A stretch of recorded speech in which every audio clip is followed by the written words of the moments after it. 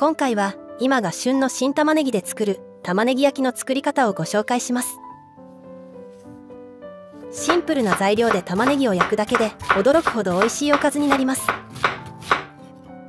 早速作っていきましょう。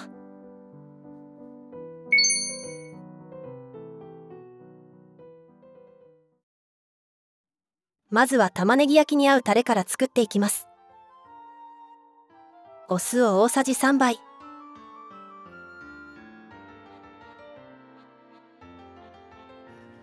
みりんも同じく大さじ3入れます。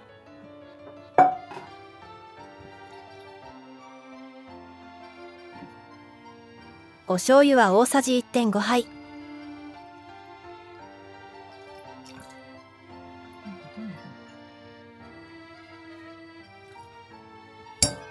火にかけてみりんのアルコールを飛ばしていきます。少量なので30秒ほど沸騰させれば OK です。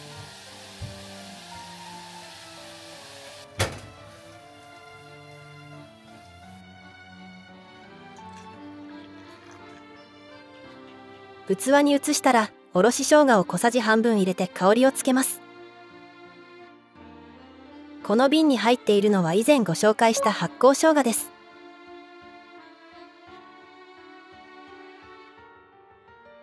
よく混ぜたらタレは完成です。次は玉ねぎ焼きを作ります。今回は今が旬の新玉ねぎを使って作りますが、普通の玉ねぎでも大丈夫です。芯を包丁でくるっとくり抜いたら外側の皮だけを薄く剥きましょう。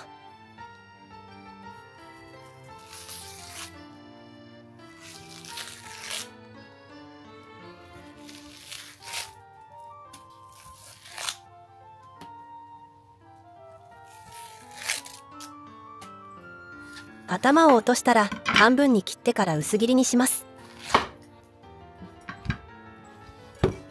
玉ねぎの端の方は普通に切るとこのように分厚くなってしまいます。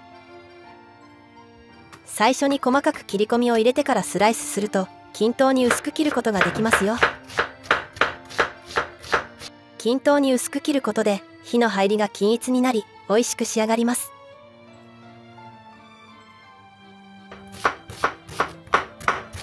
玉ねぎは繊維に沿って切っていきましょう。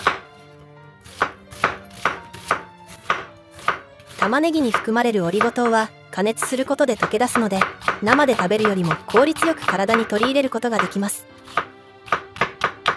玉ねぎは野菜の中でもオリゴ糖が特に豊富なんです。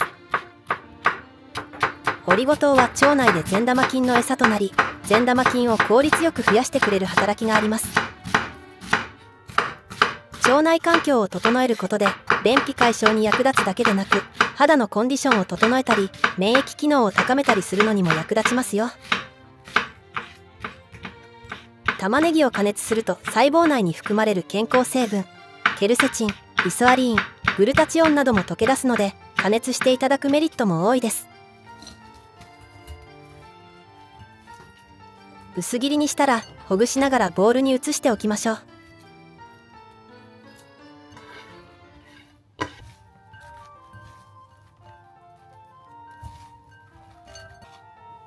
ここに塩を小さじ半分入れます。そしたら手で揉んでいきましょう。塩を入れてから手で揉むことで玉ねぎの水分が出てきます。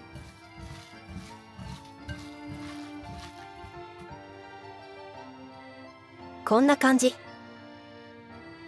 このように玉ねぎから出る水分を利用することで新たに水を加えることなく調理できるので、旨味をより感じやすい玉ねぎ焼きになります。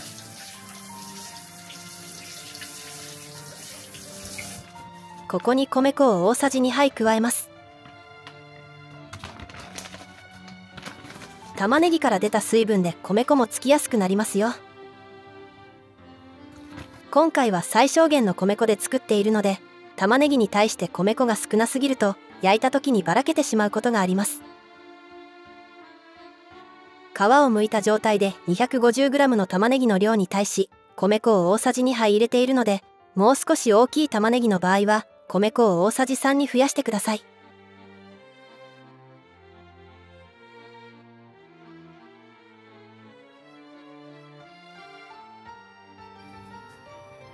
フライパンに少量の油を敷きます。火加減は中火と弱火の間くらいです。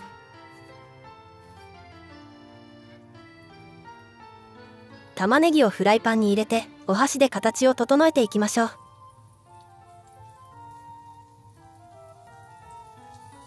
薄く伸ばすとサクサクになりやすく、厚めに伸ばすともちっとした食感になります。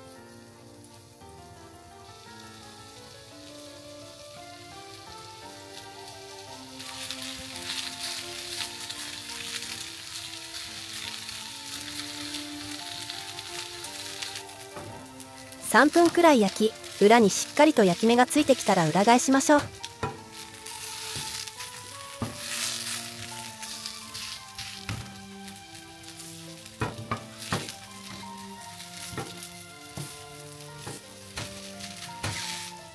油がなくなってしまったら少し足してください。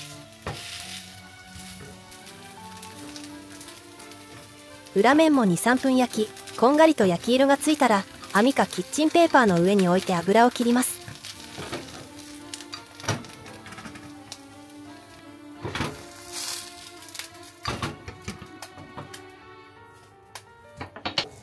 さっきは薄めに焼いたので今度は厚めに焼いてみます。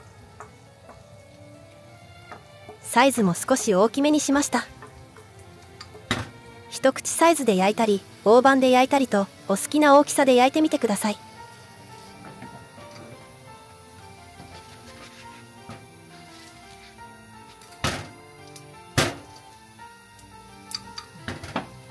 いい焼き色になりました。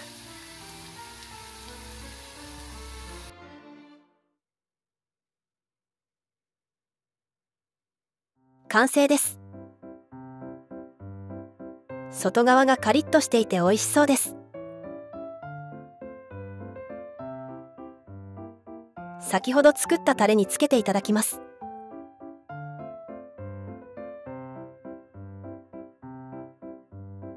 トロトロでジューシー、もちもちしていてとても美味しいです。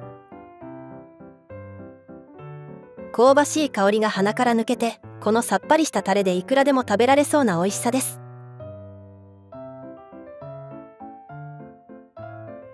玉ねぎとお塩だけの味とは思えないほど自然な甘みが際立って、見た目の10倍美味しいとびっくりされたこともあります。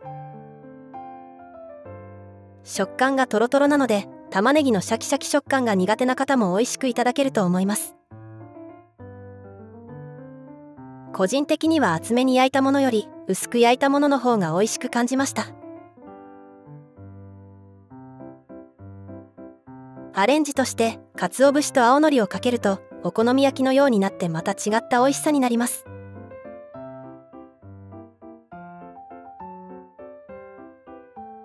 ソースをかけるとよりお好み焼きに近づきますが、玉ねぎの甘みを楽しみたいので先ほど作ったタレをかけるのが個人的には好きです。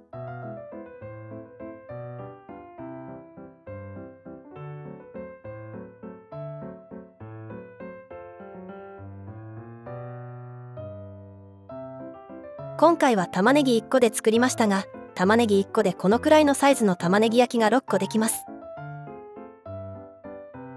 ご家族の人数や食べる量によって玉ねぎ2つで作ってみてください。最後までご視聴していただきありがとうございました。